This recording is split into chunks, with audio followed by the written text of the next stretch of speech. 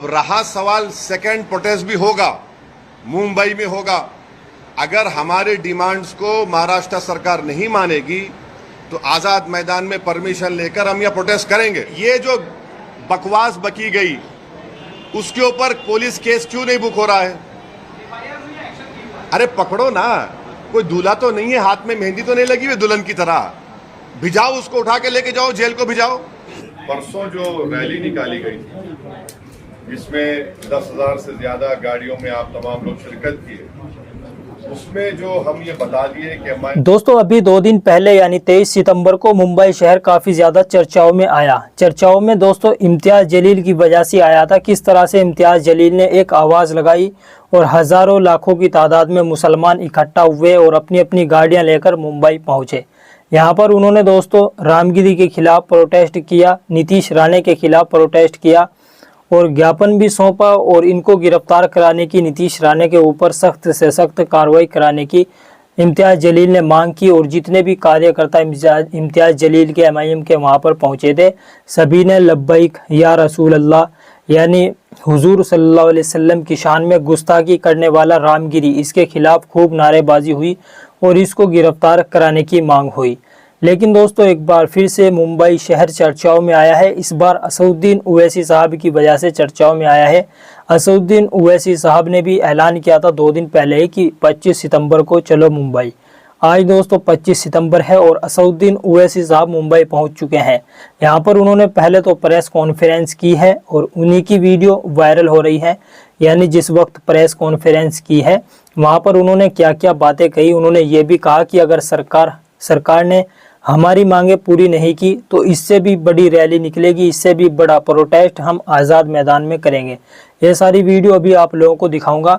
और दोस्तों आज ही यानी 25 सितंबर को असदुद्दीन ओवैसी का भाषण भी होना है और ये प्रोग्राम 7 बजे से 10 बजे तक चलेगा। जो कुछ वीडियोस आएंगे निकल कर, क्या क्या मुद्दे असदुद्दीन ओवैसी साहब ने आज उठाए हैं अपने भाषण में, वो भी वीडियो आप लोगों को दिखाऊंगा। लेकिन ये जो वीडियो वायरल हो रही हैं सोशल मीडिया पर, पहले इनको देख लीजिए क्या क्या मुद्दे असदुद्दीन ओवैसी ने उठाए हैं।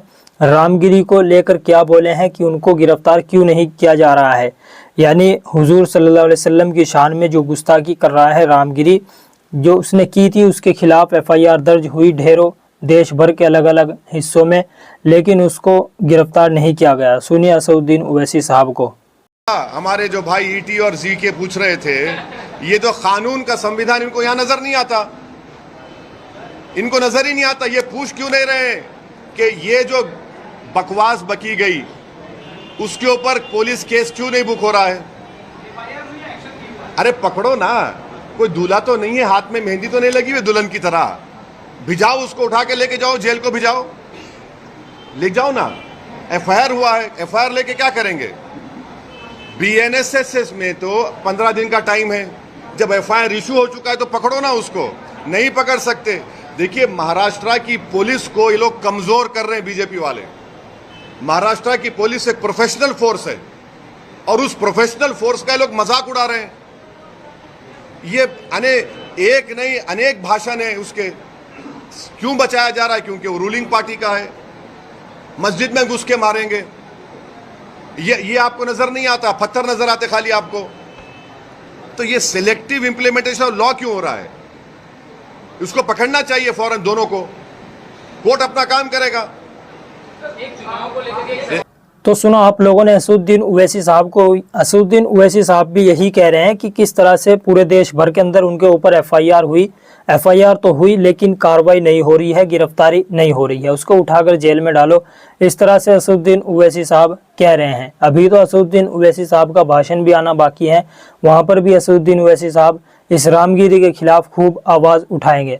तो दोस्तों ये सोचने वाली बात है किस तरह से पूरे देश भर के अंदर मुसलमानों ने प्रोटेस्ट किया और इसके खिलाफ देश भर के अलग अलग हिस्सों में FIR भी दर्ज हुई। बाद में नीतीश राणे सामने निकल कर आया था जिसने कहा था कि अगर रामगिरी को मुसलमानों ने कुछ कहा तो सुन लो, तुम्हें तुम्हारी मस्जिद में घुसकर चुन चुन के मारेंगे। जिसके बाद मुसलमानों ने नीतीश राणे के खिलाफ भी FIR दर्ज कराई, लेकिन नीतीश राणा के ऊपर भी कोई कार्रवाई नहीं हुई। इन लोगों को खुला छोड़ दिया है कि जाओ किसी के भी खिलाफ कुछ भी बोलो, किसी की भी इबादत गाहों को निशाना बनाओ, यानी किस तरह से ये लोग मुसलमानों के पीछे पड़े हुए हैं। एक और बयान असदुद्दीन ओवैसी साहब का, ये सुन लीजिए। अब रहा सवाल सेकंड प्रोटेस्ट भी होगा, मुंबई में होगा। अगर हमारे डिमांड्स को महाराष्ट्र सरकार नहीं मानेगी तो आजाद मैदान में परमिशन लेकर हम यह प्रोटेस्ट करेंगे और ये प्रोटेस्ट जारी होगा। तो सुनो आप लोगों ने, असदुद्दीन ओवैसी साहब कह रहे हैं कि अगर महाराष्ट्र सरकार ने हमारी मांगों को पूरा नहीं किया तो हम दोबारा फिर से प्रोटेस्ट करेंगे, दोबारा फिर से इससे बड़ी रैली निकालेंगे, इससे भी बड़ा प्रोटेस्ट देखने को मिलेगा। आज़ाद मैदान में परमिशन लेकर जो है वो प्रोटेस्ट करेंगे, यानी अपना जो है वो प्रदर्शन करेंगे। इस तरह से असदुद्दीन ओवैसी साहब ने कहा है। तो आप लोग सोचिए कि जब एक इम्तियाज़ जलील है, यानी असदुद्दीन ओवैसी साहब की पार्टी के अगर 10-20 सांसद होते तो उसके बाद क्या होता। यानी एक पूर्व सांसद जो कि इस वक्त हार चुके हैं, पिछले 5 साल में वो जीत करके आए थे, और आप लोग समझिए यहाँ पर एक पूर्व सांसद ने एक आवाज़ लगाई और किस तरह से लाखों की तादाद में मुसलमान इकट्ठा हुए। तो आप लोग यहाँ पर ये सोचिए कि अगर 10-20 सांसद असदुद्दीन ओवैसी के हो जाएं तो कितनी क़यादत यानी इत्तेहाद कैसा होगा, जब असदुद्दीन ओवैसी साहब का एक सांसद जो कि पूर्व सांसद है इस तरह से लाखों का मजमा इकट्ठा कर लेता है और उसको गिरफ्तार कराने की मांग करता है। लेकिन दोस्तों फिर भी महाराष्ट्र सरकार उसको गिरफ्तार नहीं कर रही है। और दोस्तों जो लोग मोहब्बत की दुकान में खड़े हो रहे हैं, जो सांसद हैं मोहब्बत की दुकान साथ चल रहे हैं, उन लोगों को भी ज़रा सोचना चाहिए कि एक इम्तियाज़ जलील ने पूरे मुंबई को रोक दिया। और आप लोग सोच करके देखिए, असदुद्दीन ओवैसी साहब के पूरे देश भर में सिर्फ 20 या 30 सांसद होते तो उसके बाद कितना मजमा यानी कितनी पब्लिक इकट्ठा करते। सिर्फ एक इम्तियाज़ जलील ने जो कि पूर्व सांसद है, इन्होंने हज़ारों की तादाद में गाड़ियाँ लेकर ये मुंबई की तरफ पहुँचे और प्रोटेस्ट इन्होंने किया है। जिसके बाद दोस्तों असदुद्दीन ओवैसी साहब की एक और वीडियो सामने निकल कर आई।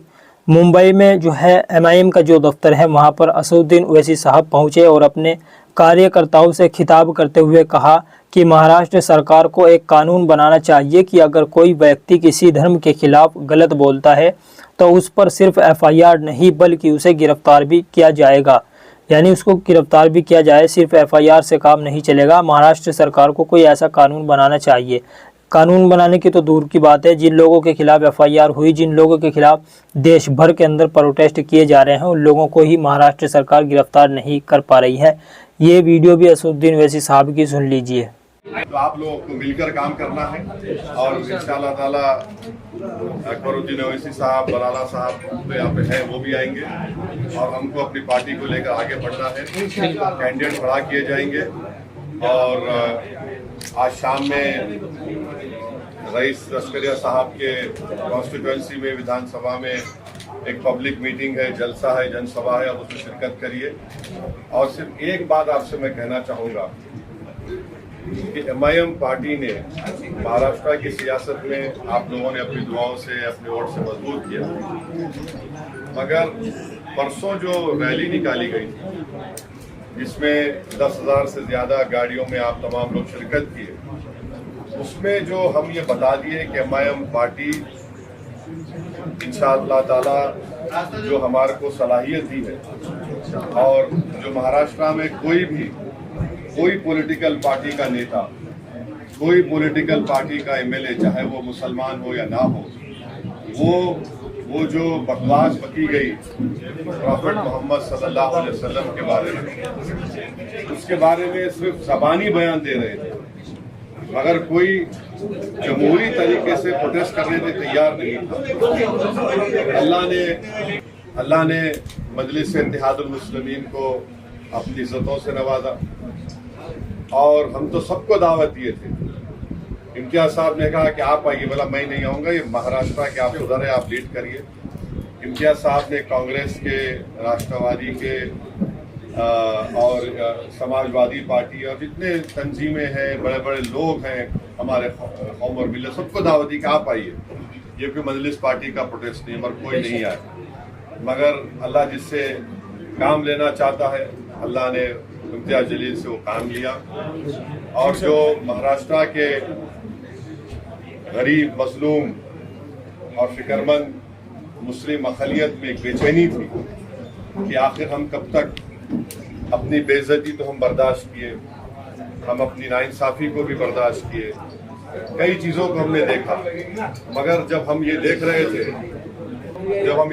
थे कि कोई शख्स हमारे नबी, हमारे रसूल सल्लल्लाहु अलैहि वसल्लम की शान में बकवास करने की कोशिश कर रहा है और फिर ऊपर से एक विधायक है जो इस तरह की बातें कर रहा है कि मस्जिद में घुस के मारेंगे, तो उसके खिलाफ हमने प्रोटेस्ट किया।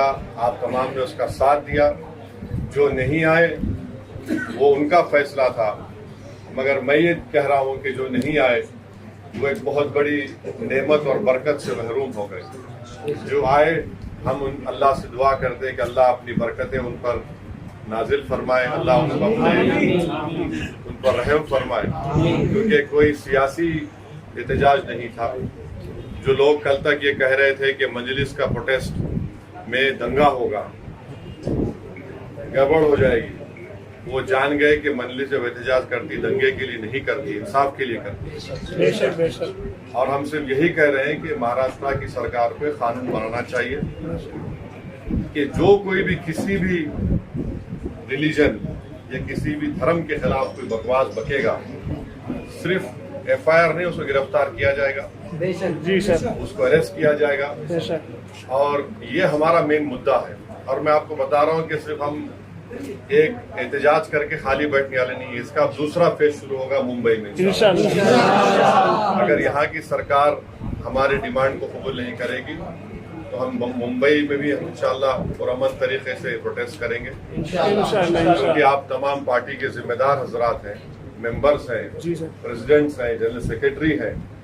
आप तमाम से मैं अपील कर रहा हूं कि ये वक्त पार्टी के लिए काम करने का है और हमको यकीन है कि रईस लश्करिया साहब की लीडरशिप में मुंबई में एक बेहतरीन परफॉर्मेंस मजलिस करेगी। यहाँ से हमारे कैंडिडेट्स MLA बनेंगे आपकी दुआओं से, अल्लाह के फजल करम से, ताकि महाराष्ट्र की विधानसभा में कोई जाकर उन गूंगों को बताएगा कि हमारे मुंह में ज़बान। क्या बात है। ये आप मेरी आपसे गुजारिश है कि आप मुतहदा तौर पे काम करिए और शाम की सभा में आइए, इंशाअल्लाह कामयाब करिए।